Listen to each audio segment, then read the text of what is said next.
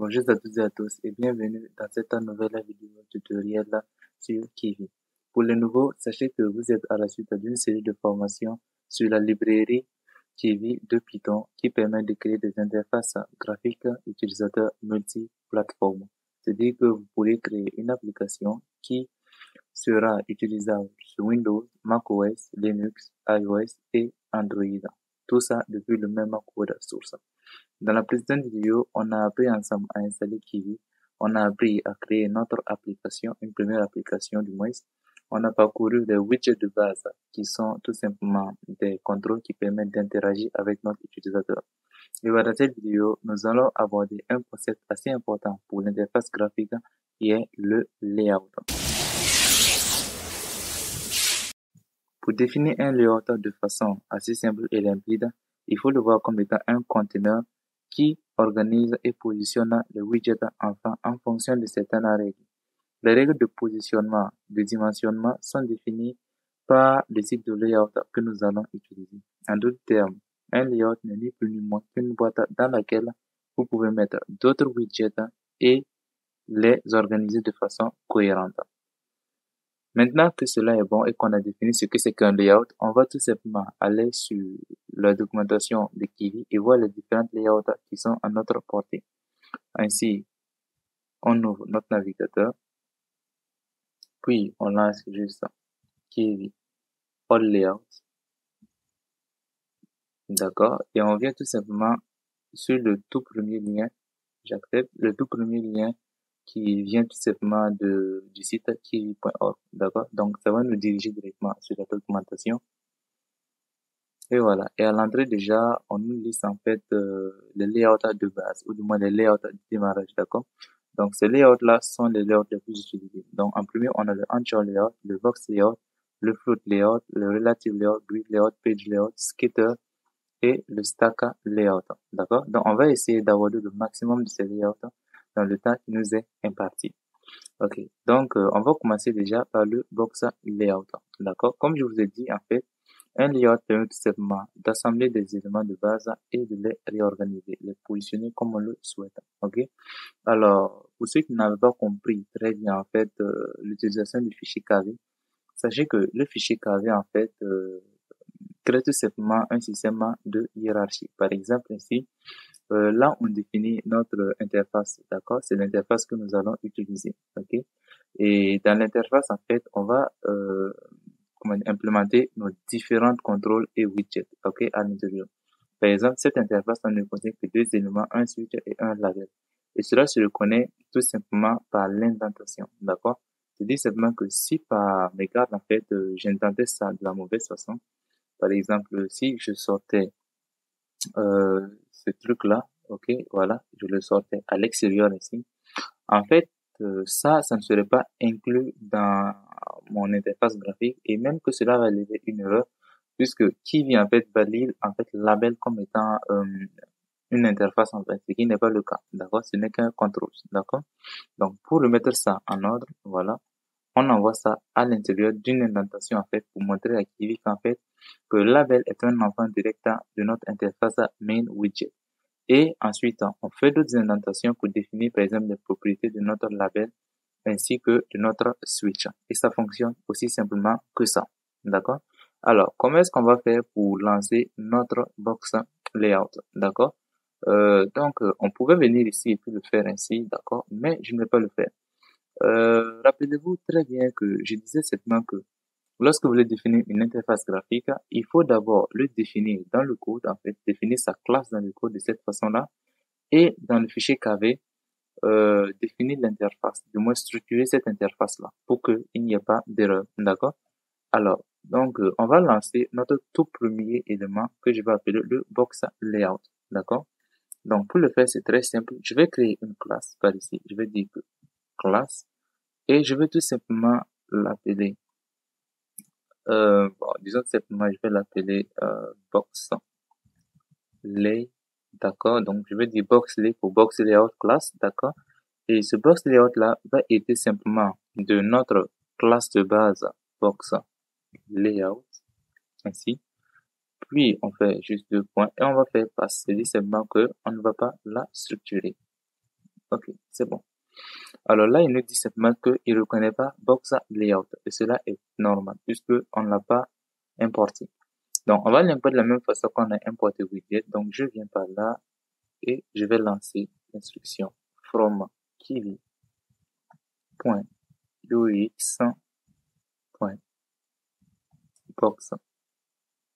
D'accord? Layout. Et je vais faire import box layout. Voilà. Donc là, il ne va plus lever d'erreur. Ensuite, dans le fichier KV, je vais définir une nouvelle interface graphique. Bon, là, puisque là, je vous ai dit que le main widget est notre interface. Donc, on vient de définir une nouvelle interface boxlay ici, d'accord? Et pour l'utiliser, c'est très simple. Je reviens en première ligne, en fait, et je vais ouvrir des chevrons où je vais dire juste que box lay de cette façon, 2 points est égal. Ok, et à partir de là maintenant, on va structurer notre interface. Donc, de là, on vient et je vais commencer simplement par mettre un bouton, d'accord. Et pour l'instant, je vais rien placer. Bon, je vais placer un texte. Je vais dire A simplement. Ok. Puis, je vais créer un deuxième bouton. Ok. Avec le texte B. Et là, il y a un souci d'indentation. Donc, je l'indente. C'est bon. Donc là, on a deux boutons A et B dans notre box layout. Si je lance mon application ici, c'est ce qui va se passer. Vous l'aurez compris. Il va tout simplement lancer l'application comme elle était avant. Simplement, il va lancer l'interface. Voilà. Donc, vous voyez qu'il a lancé l'interface Main Widget. Et cela est très simple à comprendre puisque c'est cette interface-là qu'on a définie plus haut, en fait, comme interface à activer. Donc, on va juste venir par là et on va lui dire que, au lieu de lancer Main Widget, je veux que tu lances Box Lay de cette façon. OK? Et une fois qu'on a fait cela, on relance. Et bien, voilà. Donc, voilà ainsi notre layout. Et là, on a nos deux boutons, bouton A et le bouton B. Donc, qu'est-ce que vous voyez? Simplement le fait qu'en réalité, nos deux boutons, voilà, comme vous le voyez, occupent carrément tout notre écran, en vérité. Donc, ils occupent tout notre écran parce qu'en fait, le box layout occupe tout l'espace qui lui est donné. Et là, en fait, le box layout est l'élément principal de notre interface graphique. En ce sens, il occupe toute l'interface graphique, donc divise ça en deux pour ces deux enfants. Ainsi que si j'avais un troisième bouton, voilà, je vais définir un troisième bouton ici. Donc, je vais dupliquer ça. CTRL Maj D, ok, et je vais passer ci, d'accord, pour dire que c'est un bouton C. Si je relance l'application, vous allez voir que il va diviser l'écran horizontalement en trois parties égales pour nos trois boutons. C'est ainsi que le box layout fonctionne. Il subdivise en fait l'espace qui lui est alloué à autant d'éléments qu'il a. Je peux changer l'orientation de nos layouts en fait, de nos éléments. Comme vous l'avez vu ici en fait, nos éléments sont orientés de façon horizontale. Donc, avec la propriété orientation en fait, je peux modifier l'orientation de ces éléments et les mettre à la verticale. Donc, orientation ici, deux points. J'ouvre ça et je vais passer vertical. Et là. Donc, si je le lance, voilà, vous voyez maintenant que nos boutons sont disposés de façon verticale. Cela dit en fait, vous l'aurez remarqué, nos trois boutons sont collés les uns à côté des autres en fait. Il n'y a pas d'espace entre elles, d'accord? Donc, on a deux propriétés pour gérer l'espace en fait entre les différents éléments d'un layout. On a d'abord la propriété spacing, d'accord, qu'on peut placer ici, spacing. D'accord? Deux points, on va passer peut-être 50 pour dire 50 pixels. Et lorsque je vais relancer l'application, voilà, vous voyez que carrément on a créé 50 pixels entre nos différents éléments. Voilà, il y a un espace vide de 50 pixels entre chaque élément de notre layout. cela n'empêche pas en fait que la répartition est toujours égale là entre ces trois boutons. Ok? Donc, on a également une propriété qui est le padding. D'accord? Donc, si je dis ici padding de 20 par exemple, vous allez voir la différence. Je veux me permettre de commenter ça. Voilà, je vais enlever le spacing et on va lancer l'application pour voir la différence. Et vous voyez ce qui se passe. Voilà. Donc là, qu'est-ce que je fais en fait? J'ai tout simplement inclus un espace en fait entre mon layout et les différents éléments en fait qui l'entourent. D'accord? Voilà. Donc il crée carrément un petit espace, une bordure noire de 20 cm, de 20 pixels, avec le bord, avec les extrémités de l'écran. Si je réactive ainsi mon spacing, voilà, et je le lance, vous voyez que là, j'ai carrément la fusion des deux, c'est-à-dire que la bordure externe est là et les espacements entre différents éléments sont présents également. Donc, c'est ainsi qu'on utilise carrément un box layout.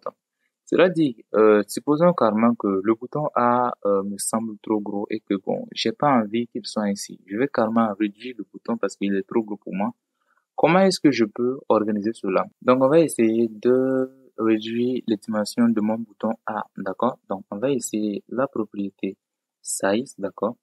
Et on va placer 50 dp, 50 dp, d'accord? Ok. Donc, si on lance 50 dp, 50 dp, on va lancer notre application.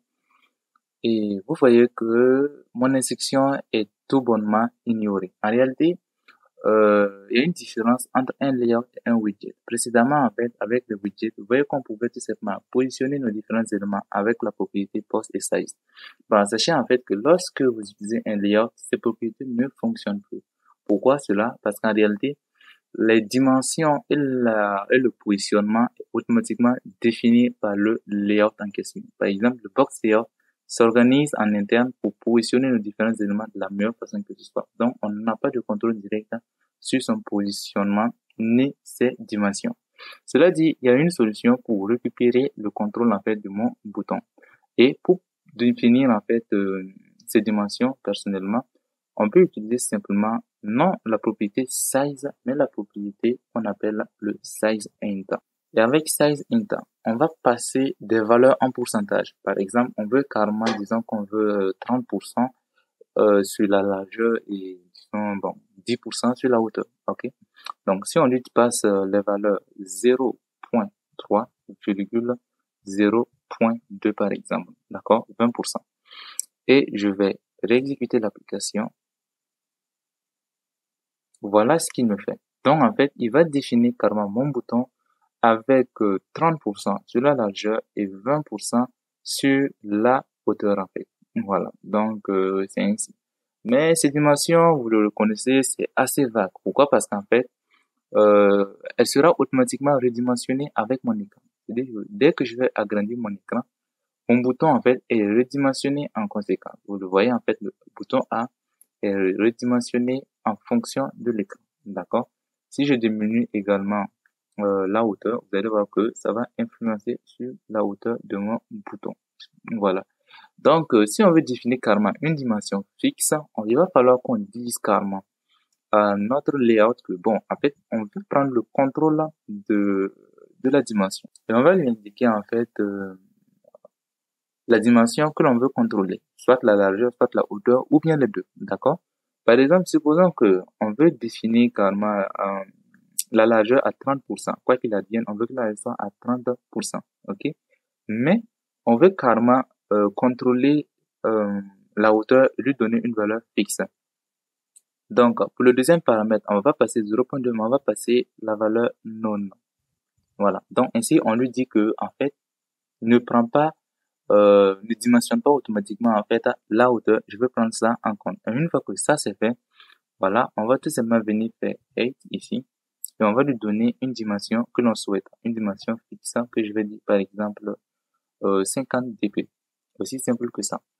Et là, si je relance l'exécution de mon application, vous voyez que lorsque je redimensionne en fait mon application sur sa hauteur en fait, il n'y a pas de modification sur le bouton A, contrairement au bouton B ici en fait. Voilà, car j'ai en fait j'ai figé sa hauteur à une dimension fixe de 50 pixels. Maintenant, je vais centrer le bouton et non le mettre carrément à l'extrême gauche. Donc, qu'est-ce que je fais? Vous l'aurez compris, la propriété post ne va pas fonctionner. Voilà. Donc, on va également utiliser une propriété cousine qui est post int. Voilà. Donc, la propriété post int va nous permettre de contrôler la position de notre élément. Alors, comment est-ce que post int fonctionne en fait? On va lui passer un dictionnaire avec en premier élément la position sur X, en deuxième élément la position sur Y. Et pour le positionnement, on doit contrôler, du moins, on doit indiquer le point de mouvement en fait de notre élément. Un exemple. Si par exemple, je lui dis en fait que je veux que tu fasses un center X 2 points égale à 0.5 et je lui dis également center Y égale à 0.5. Qu'est-ce qui se passe? Qu'est-ce que je fais à ce moment? Si je lance l'exécution de l'application, vous allez voir que mon bouton est centré sur X et sur Y. En fait, le centrage sur Y n'est pas fortement visible. Et pourquoi cela en réalité? Il va pas centrer en fait le bouton sur l'écran X, mais il va le centrer sur l'espace qui est alloué à ce bouton. Rappelez-vous très bien. Lorsqu'on a réduit la dimension, en fait, vous voyez que là, c'est plus petit puisque le bouton occupe nettement moins d'espace. Donc, le layout va réorganiser et attribuer les espaces supplémentaires qu'il avait attribués à ça, mais qu'on a réduit aux deux autres éléments de dessous. Donc, le centrage sur Y, en fait, est fait par défaut. Maintenant, c'est sur X qu'il a fallu qu'on fasse le mouvement pour venir au centre. D'accord? Donc, qu'est-ce qu'on a dit, en fait, par cette instruction? On lui a dit simplement que en fait, tu prends le centre de mon bouton, d'accord, et tu le places au centre de l'écran.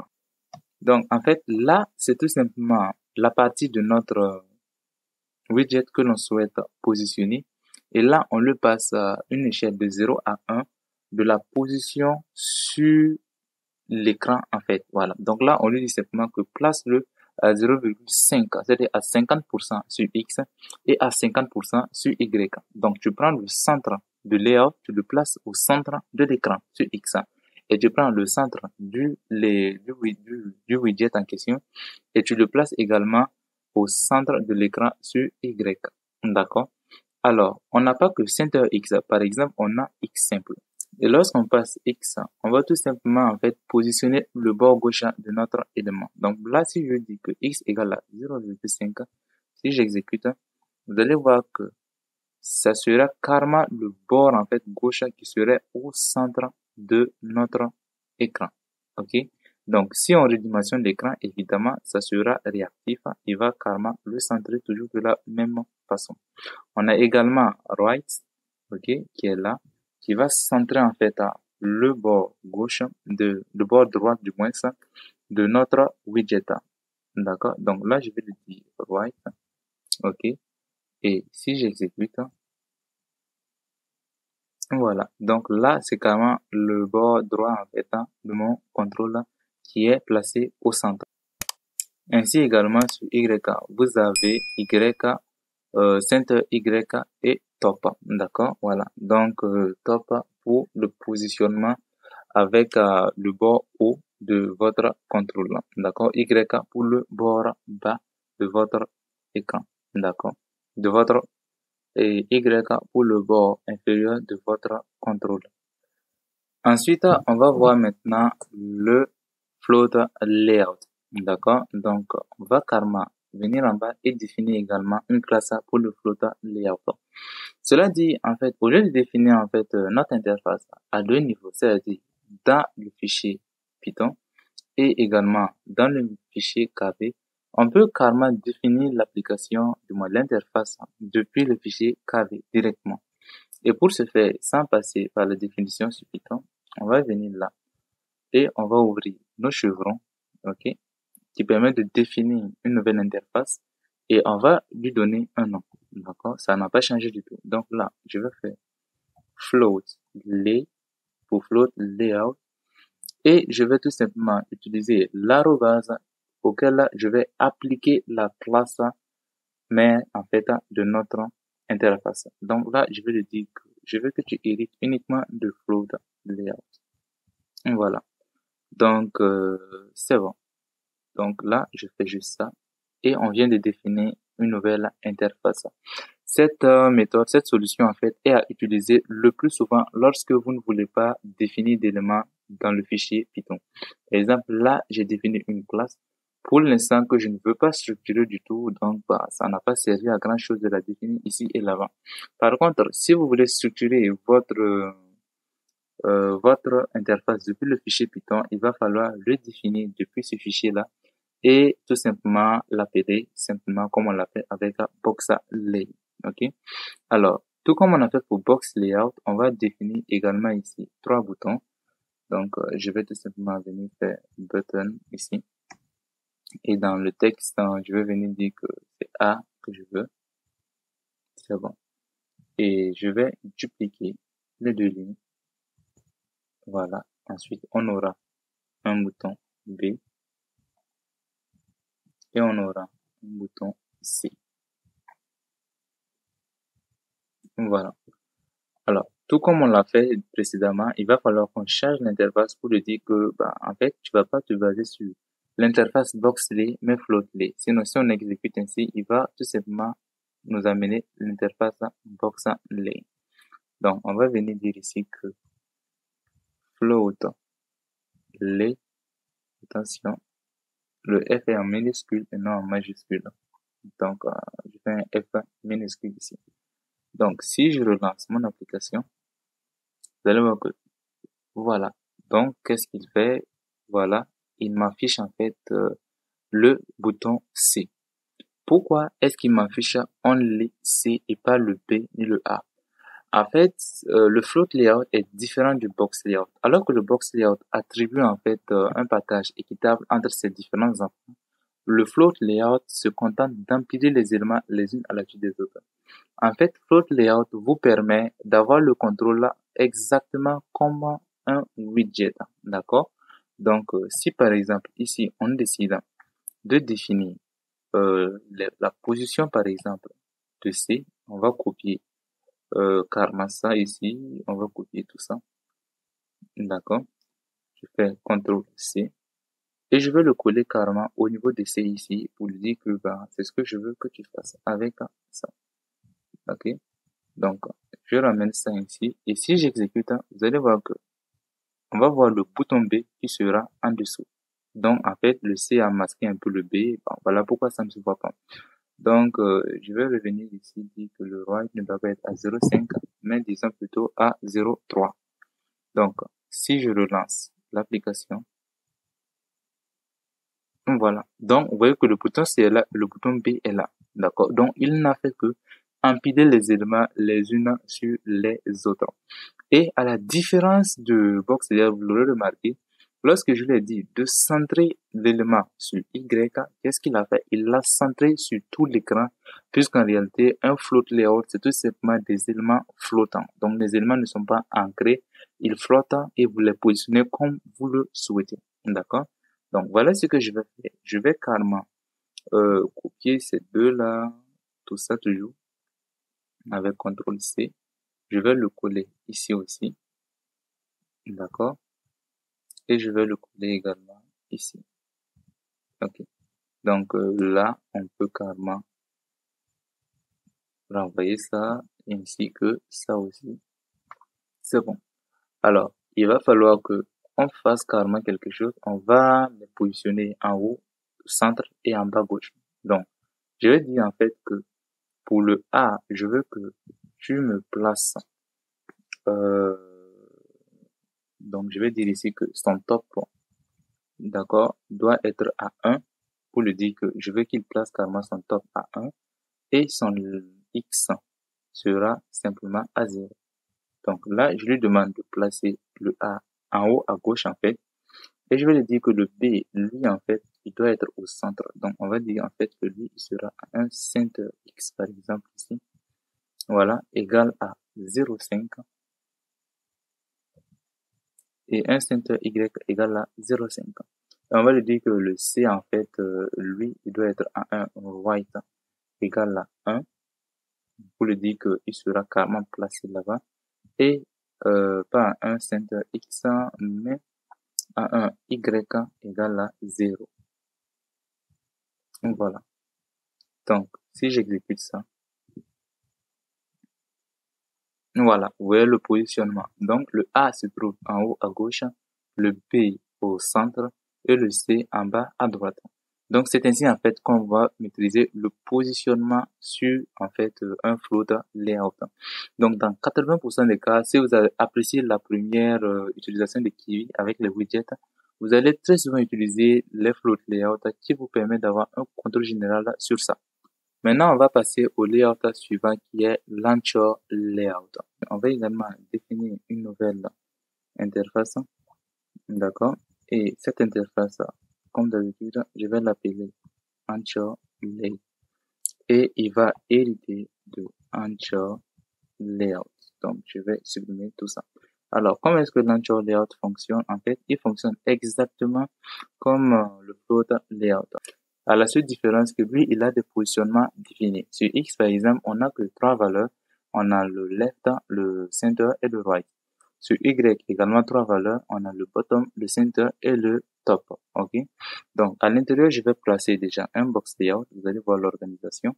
Et je vais pas toucher à l'orientation. D'accord? Donc, je vais automatiquement placer mes différents éléments, mes boutons du moins, et je vais tabuler et lui, il doit revenir en arrière. Donc, faites toujours attention à l'indentation. Ainsi, si j'exécute mon application, je vais bien vérifier que c'est Ancholy qui est, voilà, qui est à l'interface principale. C'est bon.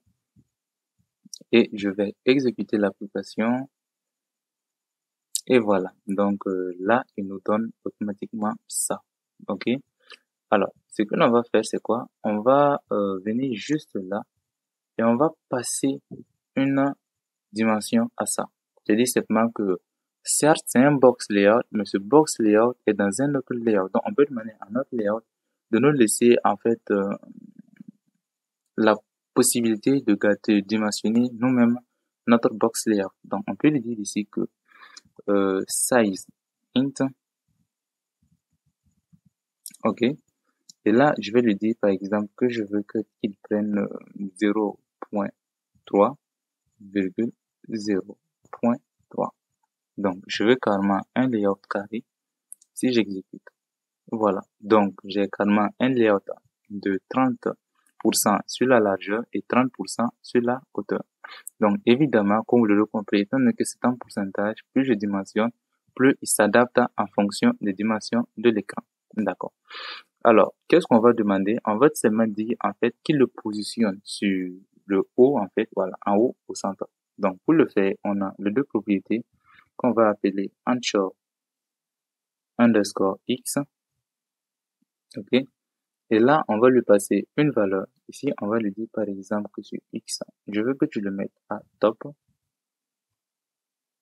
Non, x c'est pas à top, mais disons que, bon, center, on peut le garder center. Je sais pas, des fois, il était au centre déjà, on peut le garder à center. On va le placer à anchor, cette fois-ci y, et deux points y serait lui par contre à top. Donc, je vais interrompre l'application qui était en cours et je vais réexécuter à nouveau. Et voilà. Donc là, vous voyez que mon box layout s'est déplacé en haut au centre. D'accord? Alors, on peut également modifier. On peut dire par exemple que je veux que sur X, il soit à left. Donc ainsi, il sera, voilà, à gauche, en haut. Voilà. Puisque j'ai dit en fait que son positionnement, c'est de left et top. Donc gauche et haut. Donc, vous avez sur X les trois valeurs center, left et Y. OK? Sur Y, vous avez également trois valeurs bottom, center et top. Par exemple, si là, je voulais pas de top, je pouvais simplement placer bottom. Ainsi donc, si j'interromps et je relance, donc il va le placer cette fois-ci en bas à gauche. Voilà. Donc, c'était ça l'idée. Donc, c'est à peu près tout ce qu'il y a à voir sur Launcher Layout. Et maintenant, on va passer au Grid Layout. Donc, on va définir également une nouvelle interface, comme on l'a toujours fait avec les autres. Et voilà, on va tout simplement le faire ici. On va dire que, on va l'appeler cette fois-ci, en fait, Grid Lay, comme d'habitude. Et on va demander à notre interface d'hériter de la classe Grid Layout. OK. Alors, comment est-ce que Grid Layout fonctionne? En fait, Grid Layout, en fait, vous permet de disposer vos différentes widgets ou disposer les différents enfants sous forme de grille. D'accord? Alors, si je colle automatiquement mes éléments ici, d'accord, on va venir juste là. C'est le haut qui doit être indenté. Voilà. Et je lance l'application. Qu'est-ce qui va se passer? Voilà. Donc, carrément, il fait ça. Oh, attention. Je lance toujours, en fait, l'application, voilà, en Lay. Donc, je vais demander à ce qu'il lance cette fois-ci Grid Lay. Et là, je fais CTRL-C. J'interromps l'exécution. Et je réexécute l'application. Et là, qu'est-ce qui se passe? Il empile mes différents éléments en bas à gauche comme des widgets de base. En fait, pour que cela fonctionne, il va falloir qu'on définisse une propriété, soit la propriété row, soit la propriété calls. OK? Donc, je vais mettre ça en commentaire pour que vous le voyez. Ça s'appelle déjà la propriété calls, d'accord, pour colonne, d'accord. Et on a également la propriété rows pour les lignes. Voilà. Donc, soit on définit un nombre de lignes, soit on définit un nombre de colonnes. D'accord? Donc, on va définir par exemple calls. OK? Et si on dit calls égale à 3 par exemple, vous allez voir que notre application interface sera, oups, attention, qu'est-ce que j'ai fait? Oui. Donc là, il y a ceux-là qui sont là. Je vais commenter ça. Je vais commenter lui aussi, je vais le commenter. Et lui également, je vais le commenter. Voilà. Donc, je vais interrompre ça. Non, en fait, j'ai commenté au mauvais endroit. Excusez. Jusqu'en bas, ici, grid layout. Ah oui. En fait, ça, je l'ai mis au float. Désolé. Voilà pourquoi ça fonctionnait pas. Alors, on va le ramener. Donc, on va copier tout ça. Et là, on va le ramener carrément à notre grid layout. Donc, si on exécute maintenant qu'il est à son emplacement original, si je lance l'exécution de ça, voilà, étant donné que j'ai dit 3 colonnes et que j'avais 3 éléments, il le partage de façon équitable. Donc là, il se comporte simplement comme un box layout. Voilà, d'accord? Par contre, si je dis par exemple que, attention, je veux que tu sois sur 2 colonnes, qu'est-ce qui va se passer à votre avis? Regardez, si je lance ça, il va venir dire que A, B et C. Donc, il va disposer ça en grille sur 2 colonnes, en fait, et une fois qu'il y a plus comme il y a plus d'espace et que j'ai encore d'éléments, il va revenir à la ligne, il va continuer. Et comme là, je n'ai que C, bah, il s'arrête là. OK? Par contre, si j'avais d'autres boutons, supposons que je duplique ça, je vais dire CTRL Maj D, pour venir dire que, bah, donc, d'ailleurs, D, voilà, E, et voilà, F. OK. Donc, si je relance encore, voilà. Donc, vous voyez que il a créé tout simplement une grille de distribution. Ainsi. OK? Donc, si je viens dire que, attention, je veux que call soit à 3. Voilà. Donc, là, on aura 2 lignes de 3 éléments. A, B, C, D, E, F. Aussi simple que ça. Donc, on a également la propriété rows pour les lignes. Ainsi, donc, nos éléments seront disposés cette fois-ci pas en colonne, mais en ligne. Donc, vous voyez voir que c'est A, B, C, D, E, F. Ça n'a pas changé du tout. Donc, c'est toujours la même chose. Alors, qu'est-ce qui va se passer? Donc, je vais renvoyer ça sur calls, d'accord, et non sur rows. Donc, je dirais que calls à 3. Ainsi, on a 2 lignes, 3 colonnes. C'est bon ainsi. Alors, supposons que là, on veut carrément dimensionner un des boutons. Supposons qu'on veut dimensionner le bouton A, par exemple. Ok. Si je viens dire que, en fait, je vais copier exactement quelque chose quelque part ici. Oui. On a un box layout, ça c'est bon. Supposons que je veux dire que je veux dimensionner ça. Donc, je veux dimensionner A sur ça. Je viens et je colle. Ok. Alors, je veux pas changer la position, juste, disons, la hauteur. Donc, je vais juste CTRL ça. Si je lance, donc vous voyez que là, sa fonction a été réduite. Alors, qu'est-ce qui va se passer si on demandait en fait à réduire A sur la largeur? En fait, on a demandé cela ici. Donc, dans le size int, on a demandé de donner à A une largeur de 30 cm, de moins de 30% de la largeur de l'écran. Mais là, en fait, vous voyez que ça n'a pas du tout changé, en fait. Voilà. Donc, vous voyez que sur X, en fait, ça n'a pas changé. A occupe toujours toute la dimension. Maintenant, pourquoi est-ce que c'est ainsi? En réalité, c'est dû au bouton D. Vous voyez que A et D sont alignés. Donc, pour réduire A sur la largeur, il faut également réduire D sur la largeur pour que ça fonctionne. Donc, si vous réduisez D sur la largeur, vous allez voir que A aura la même dimension que D. En vérité, ils vont avoir la plus grande dimension entre les deux. D'accord? Donc, si je réduis D à une dimension inférieure à celle de A, c'est A qui sera gardé. Donc, vous allez voir ce qui va se passer. Si je veux réduire ça, il va falloir que je copie juste ça ici. Ok? Voilà. Et je viens en dessous au niveau de D et je vais coller simplement ce texte. Et si je relance, vous allez voir que cette fois-ci, A et D a été automatiquement réduit sur la largeur à 30%. Ok? Donc, c'est ainsi que fonctionnent les grid layout. Vous pouvez tout simplement disposer les éléments en gris avec la propriété calls ou rows qui permettent soit de disposer en colonne, soit en ligne. Et si vous voulez dimensionner vos éléments par vous-même, il va falloir que vous dimensionnez toute la ligne ou toute la colonne pour que ça marche. Le prochain layout et le dernier que nous allons voir dans cette vidéo est le page layout. Alors, le page layout va vous permettre carrément de créer des mises en page. D'accord? Donc, il est très simple à utiliser.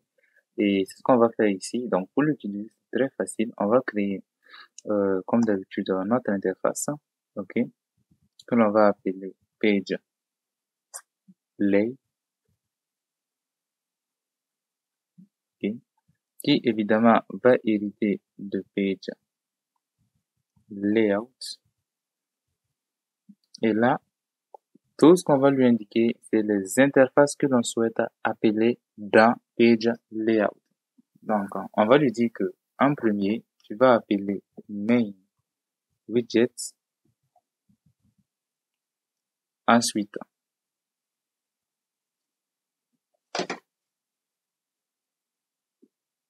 tu vas appeler box. Attention, c'est box en minuscule. Box lay. Après quoi? Non, c'est pas box layout que je souhaite. Après quoi, tu vas appeler grid lay. D'accord?